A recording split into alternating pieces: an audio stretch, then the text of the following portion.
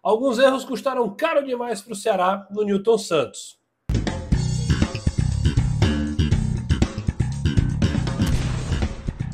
É isso, turma. Começa agora os 3 pontos desse Botafogo 3, Ceará 2. A gente vai conversar um pouquinho sobre essa partida que, no fim das contas, fica aquela sensação de que o Ceará tinha condição de talvez trazer um resultado melhor lá do Rio de Janeiro. E essa sensação ela é muito amarga, né? Porque se a gente olhar para o favoritismo que o Botafogo tinha antes do jogo, perdendo o Newton Santos não é nada normal, esses pontos talvez não estejam nem na conta. Mas pelo andamento do que foi, principalmente o segundo tempo, fica esse gostinho agridoce. Mas a gente vai conversar sobre isso. Antes de mais nada, se inscreve no canal, ativa as notificações e deixa o like, que é sempre muito importante para a gente continuar batendo esse papo. E antes de mais nada, agradecendo, além da Zirac Jeans, que é parceira aqui do nosso canal, agradecer também a Dantas Veículos, que agora é nossa patrocinadora oficial do Fala Manso, tanto aqui no YouTube quanto também no Instagram. Um grande abraço para o meu amigo Neyton e toda a turma que faz a Dantas Veículos, tá bom? Vamos lá para os 3 pontos. O primeiro deles é dizer o seguinte: eu vou inverter a ordem dos tempos. O primeiro ponto eu quero falar do segundo tempo, porque foi quando o Ceará foi um time competitivo. Foi um time que mostrou que tem de onde tirar, que não é um time simplesmente pragmático, previsível. Não, ele tem limitações, é verdade, e tem gente que não gosta que eu diga isso. Mas claramente no jogo contra o Atlético e no jogo contra o Botafogo fica claro, quando o Condé faz as mudanças, pelo andamento do que foi o primeiro tempo, é um time que tem limitações. Muito embora, mesmo assim, o Ceará consiga ser um time brioso, que não desiste, que compete. E por isso que eu destaco primeiro o segundo tempo. Porque no segundo tempo o Ceará faz 2 gols. O Ceará consegue ser um time que incomoda um Botafogo que até então estava meio tranquilo no jogo, sem ser incomodado. Foi um Ceará que colocou a bola no chão, conseguiu criar jogadas. Quando insistia muito ali com o jogo aéreo, em determinado momento coloca ela no chão, e tanto é que a jogada é assim que sai a jogada do primeiro gol do Ceará. Uma jogada que vai lá para a direita, ela vem voltando por dentro até que vem a jogada com o Nicolas e o Mugni, que o Mugni faz o cruzamento e o Pedro Raul faz, naquele momento, o 1-1.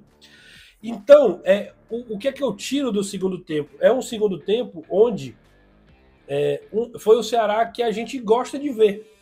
Um Ceará competitivo, com a cara desse time de 2025. Pós 2024, ele é um time muito brigador, né, mas numa outra prateleira do Brasil, né, a Série B.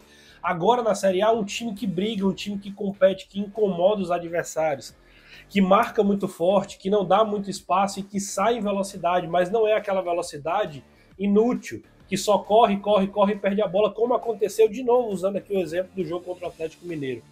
Foi o Ceará que chegou, criou outras oportunidades. E também faz o 3-2, já estava 3-1, ele faz lá o 3-2 na cabeçada do Pedro Raul, que volta a marcar depois de 7 jogos, tira aquele caô, a lei do ex, né, fazendo o gol do Newton Santos. É um jogador que é isso, né, não vai tirar muito coelho da cartola, mas naquilo que ele sabe fazer, ele participa e consegue concluir. Uma jogada, um toque só na bola, né? Cruzamento da esquerda, ele desvia de esquerda, e depois um cruzamento da direita, ele desvia de cabeça, faz um golaço bem parecido ali, no sentido de ele antecipar a defesa do que foi o gol na final do Campeonato Estadual. A diferença é o lado que a bola acabou entrando, a segunda cabeçada não teve a mínima chance para o John. Então dá uma sensação de que o Ceará poderia ter saído do Newton Santos com um resultado melhor, se ele não comete alguns erros que custaram caro demais na construção do resultado. E a gente vai falar ao longo do vídeo, tá? Esse é o primeiro ponto. Se inscreve no canal, ativa as notificações. O segundo ponto aí eu inverto, vou falar do primeiro tempo. Além do primeiro tempo, vou falar dos erros do Ceará no jogo. Um primeiro tempo de um marasmo muito grande. E parecia que era a continuidade do segundo tempo do Atlético quando ele caiu de produção. Um Ceará sem atacar, um Ceará que, apesar de marcar muito firme, né, de fazer muitas neutralizações, contava também, né, não só a forte marcação do Ceará, ela precisa ser destacada, mas ela também contou com um momento do jogo, boa parte do primeiro tempo, com o Botafogo que não conseguiu encaixar uma jogada, que não conseguiu chegar com tanta qualidade. Nas vezes que chegou, por exemplo, levou muito perigo.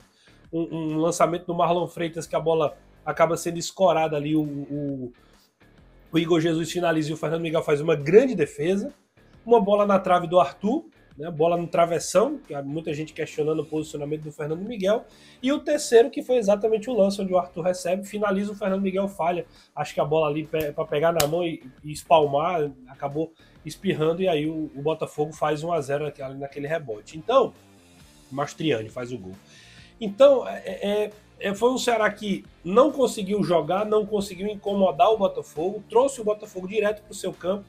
E aí, meu amigo, contra um time que tem recurso, é mais complicado. Você fica sempre torcendo para outro time não ser efetivo nas finalizações. Quando ou então quando você falha minimamente naquele plano de defender, você sofre o gol e aí custa muito caro. Além disso, destacar que no segundo tempo, apesar do Ceará ter feito uma forte marcação, ele comete outro erro bobo, né? Um pênalti que o braço do Dieguinho está aberto. É claro, o Dieguinho não está com o braço aberto com a intenção de neutralizar a bola, mas ele corre o risco. E a Edna, que, um parêntese, é uma arbitragem fraquíssima, que arrasta o jogo, que não tem convicção. Né? É muito chato, né? Inclusive, assistir um jogo quando a Edna apita.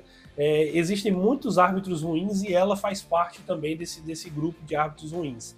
Mas, no fim das contas, acabou que não interferiu no resultado. Né? Assim, o pênalti foi marcado. Acho até que o lance do Pedro Henrique, ele foi aliviado ali, né? Porque ela poderia ter dado um segundo amarelo ali se ela cai na pressão dos jogadores do Botafogo. O lance foi para revisão e acabou que não era para vermelho. E aí ela deixou passar, mas poderia ter vindo um segundo amarelo. E o Pedro Henrique, mais uma vez, é o 7º cartão dele na temporada. O jogador que mais tomou cartão no Ceará poderia ter sido mandado ali para fora. Então, alguns erros, o erro individual do Fernando Miguel, esse erro aí da marcação no Dieguinho, né? Ele correu esse risco de abrir o braço. E o terceiro gol é uma falha mais coletiva, né? Que o Nicolas participa, o Lourenço não chega no combate. Enfim, aí o Marlon Freitas tem muita liberdade e acaba fazendo o gol de esquerda, tirando o Fernando Miguel, que anteriormente tinha feito uma defesa também muito importante no chute do Arthur também. Esse é o segundo ponto. Vamos para o terceiro ponto, falar da Zirac Jeans, que está com a gente. Tô com essa camisa all black, ela é toda preta, com um símbolozinho da Zirac aqui em alto relevo. Ela é maravilhosa, muito leve, muito confortável e vale muito a pena você utilizar no seu dia a dia. Quer conferir mais ofertas? Vai lá no @Zirac_jeans. Fala com a galera ou no Instagram ou no WhatsApp, que o pessoal vai lhe atender da melhor maneira possível, tanto para atacado quanto para varejo. Excelentes opções e com o cupom VIM pelo Manso você confere ótimas ofertas. Vamos para o terceiro ponto. Falei do primeiro e do segundo tempo e você vai falar de quem no terceiro ponto? Eu vou falar sobre o banco de reservas. E aí, eu quero fazer, antes de mais nada, uma ressalva. Dizer que o Lourenço entrou ok, né? Ali pela circunstância do jogo, ele até participou bem do jogo.